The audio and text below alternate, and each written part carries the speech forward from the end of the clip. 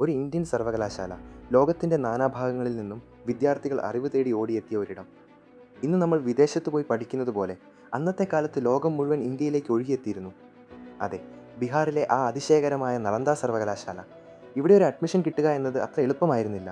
അതികഠിനമായ പ്രവേശന പരീക്ഷ പാസ്സാകണമായിരുന്നു. പ്രശസ്ത ചൈനീസ് സഞ്ചാരിയായ ഹുയാങ് സാങ് നളന്ദ സന്ദർശിച്ചപ്പോൾ ശരിക്കും അന്തം വിട്ടുപോയി. അവിടുത്തെ കൂറ്റൻ ലൈബ്രറി കണ്ടിട്ട് മാത്രമല്ല, ആ ഗ്രന്ഥശാല കാത്തുനിന്ന സാധാരണക്കാരനായ കാവൽക്കാരന് പോലുമുള്ള അറിവ് കണ്ടിട്ട്. പക്ഷേ 12-ാം നൂറ്റാണ്ടിൻ്റെ അവസാനം ഈ അറിവിൻ്റെ ലോകത്തിനുമേൽ ഒരു ഇരുണ്ട ദിനം വന്നെത്തി. തുർക്കിഷ് ഇസ്ലാമിക സൈന്യാധിപൻ ബക്തിയാർ ഖൽജി ഇവിടം ആക്രമിച്ചു. ഇതൊരു സൈനിക കോട്ടയാണെന്ന് തെറ്റിദ്ധരിച്ച് ആയിരക്കണക്കിന് നിരപരാധരായ ബുദ്ധന്മാരെയും പണ്ഡിതന്മാരെയും കൊന്നൊടുക്കി. പിന്നെ ലോക ചരിത്രത്തിലെ തന്നെ ഏറ്റവും വലിയ ദുരന്തങ്ങളിലൊന്ന് സംഭവിച്ചു. അവർ ആ ധർമാഗഞ്ച് ലൈബ്രറിക്ക് തീ കൊളുത്തി.